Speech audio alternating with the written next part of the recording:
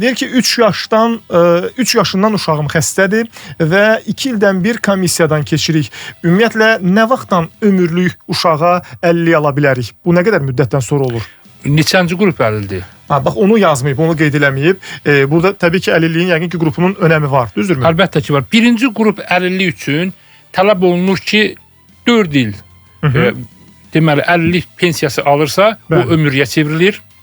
İkinci qrup əlillik dalbadal ardıcıl 10 il. 10-cu il tamam olanda yenidən 5-5, hə?